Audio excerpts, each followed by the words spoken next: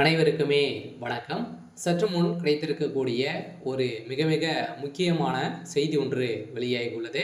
சற்று முன் அதிமுகவில் இருந்து எடப்பாடி திடீர் நீக்கம். அதிமுகவில் பெரும் பரபரப்பு. இது மாதிரி பார்த்தீங்கன்னா செய்திகள் வெளியே இருக்கு.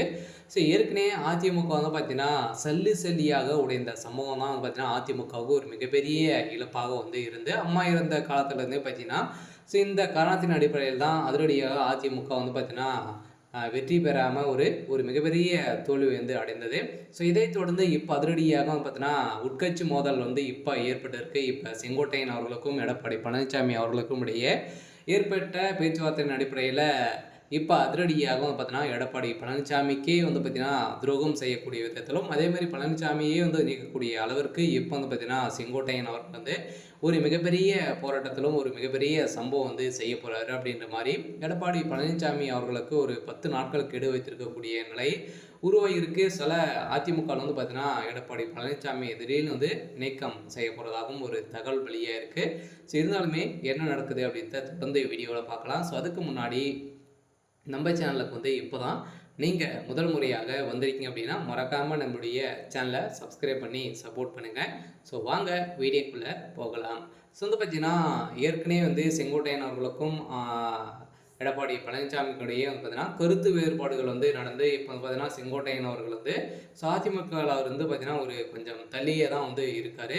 ஸோ இந்த நிலையில் தான் அதிமுக பொதுச் செயலர் எடப்பாடி பழனிசாமி பற்றி மாஜி அதிமுக அமைச்சர் செங்கோட்டையன் சொன்ன விஷயம் ஒன்று விவாதத்தை ஏற்படுத்தி உள்ளது.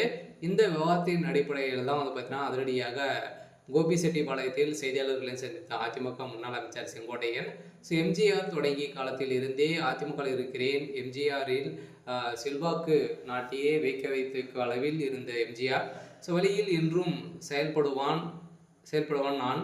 ஸோ இருந்தாலுமே அதிமுகவிற்கு மாபெரும் வெற்றிகளை ஈட்டி தந்ததன் தலைவர் எம்ஜிஆர் என அழைத்து பாராட்டி பேசியிருந்த புகழாரம் போட்டியிருந்த நிலையில் ஸோ இதைத் தொடர்ந்து பார்த்தீங்கன்னா செங்கோட்டையன் பேச்சிற்கும் எடப்பாடி பழனிசாமிக்கும் இடையே வாதங்கள் ஏற்பட்டிருக்கக்கூடிய நிலையில் சத்தியங்காலத்தின் தொகுதியில் உள்ள என்னை எம்ஜிஆர் போட்டியிட்ட சொன்னார். அந்த தொகுதியில் எனக்கு புதியதானது. அங்கு நான் என்ன செய்ய முடியும் என்று கோட்டையன் ஸோ பெயரை சொல்லி நீ வெற்றி பெறுவாய் என எம்ஜிஆர் என்னிடம் சொன்னார். ஆனால் இருந்தாலுமே பார்த்தீங்கன்னா இதெல்லாம் பேசியிருந்த நிலையில் இதன் அடிப்படையெல்லாம் இப்போ செங்கோட்டையன் பேசியிருக்கக்கூடிய நிலையில் இப்போ அதிரடியாக செங்கோட்டையன் அவர்களும் பார்த்தீங்கன்னா இதில் அதிமுகவில் யாரெல்லாம் நீங்கள் நீக்கி வைக்கணுமோ அனைவருமே நீங்கள் சேர்க்கணும் அப்படின்ற மாதிரி எடப்பாடி பழனிசாமி அவர்களுக்கு பார்த்தீங்கன்னா அதிரடியாக 10 நாடுகள் 10 நாட்கள் கெடு வைத்திருக்கக்கூடிய நிலையில் தான் இப்போ அதிமுகவில் ஒரு மிகப்பெரிய பரபரப்பை ஏற்படுத்தியிருக்கு.